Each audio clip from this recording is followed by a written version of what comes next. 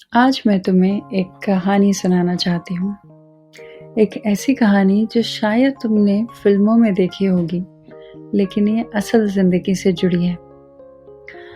पुणे के एक छोटे से फ्लैट में रहती थी अंजलि।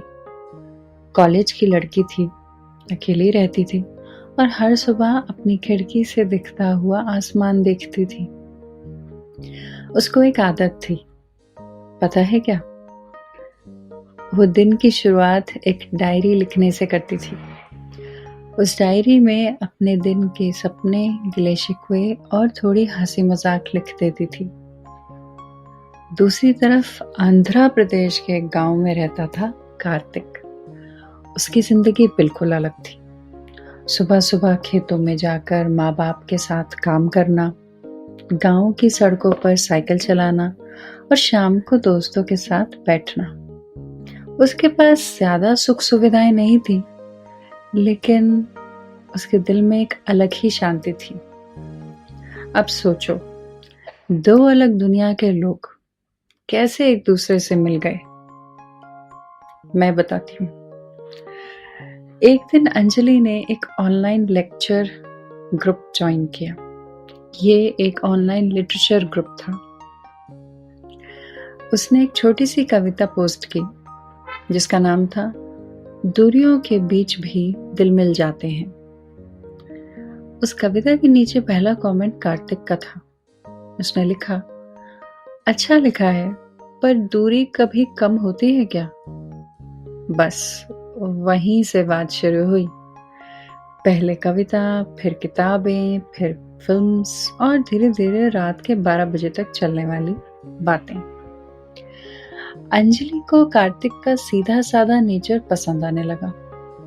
वो गांव के किसान की तरह सादी बातें करता था, लेकिन उनमें सच्चाई होती थी। और कार्तिक को अंजलि की बातों में एक मॉडर्न शहर की रोशनी दिखती थी जो उसने कभी महसूस ही नहीं की थी। एक दिन अंजलि ने कहा, मैं रोज जेएम रोड पे जाती हूँ। वहां एक पुरानी चाय की टपरी है, मेरी फेवरेट जगह। कार्तिक हंसा। हमारे यहाँ भी एक छोटी सी टपरी है, पर वहां चाय से ज्यादा गांव के लोगों की बातें बिकती हैं। उनकी बातें कब तस्वीरें बन गईं, कब आवाजों में बदल गईं, उन्हें खुद भी समझ नहीं आया। अंजलि अपने पुणे के फोटो भेजती थी। क्राउडेड गलियां, भीड़ भाड़, कॉलेज कैंपस, स्ट्रीट फूड। और कार्तिक खेतों की तस्वीरें भेजता था। सूरज की पहली किरण, हरियाली और कभी कभी अपनी भैंसों के साथ सेल्फीज। उनके बीच एक रिश्ता बन रहा था, लेकिन रिश्तों के साथ एक डर भी तो होता है।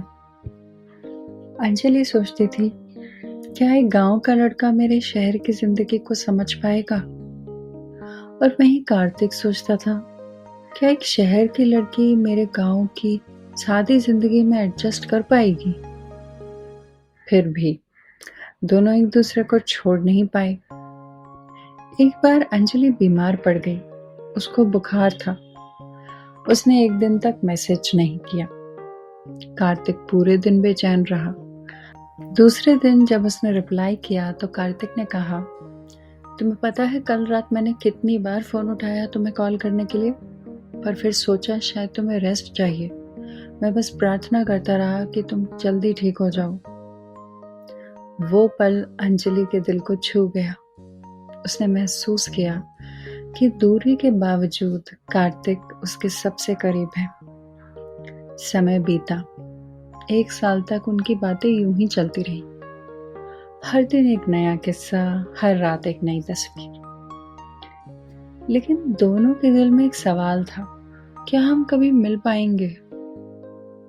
एक दिन अंजलि ने खुद हिम्मत करके कहा, कार्तिक, मैं अगले महीने हैदराबाद आ रही हूँ एक कॉन्फ्रेंस के लिए।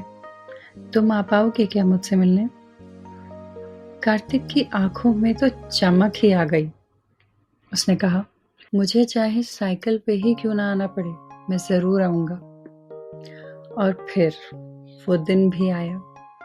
हैदराबाद के कॉफी शॉप में भीड़ के बीच अंजलि खड़ी थी, एक सादी सी कुर्ती में, थोड़ी सी घबराई हुई। और सामने से आया कार्तिक, एक सादी सी कमीज पहने, लेकिन चेहरे पर एक मुस्कान जो सबसे अलग थी। उन दोनों ने एक दूसरे को पहली बार देखा और बस देखते ही रह गए। न ज्यादा शब्द बोले, न बड़े डायलॉग्स, लेकिन एक पल की खामोशी, और उस खामोशी में सब कुछ कह दिया। उस दिन उन्हें समझ आ गया, दूरी सिर्फ नक्शे में होती है, दिल के रास्तों में नहीं। आज भी अंजलि पुणे में है और कार्तिक आंध्रा में। शायद अभी दोनों एक ही शहर में नहीं रहते, पर उनका प्यार हर दिन उन्हें और करीब लाता है। और वो दोनों जानते हैं कि एक दिन वो जरूर आएगा जब पुणे और आंध्रा की दूरी उनके मोहब्बत के सामने कुछ भी नहीं होगी।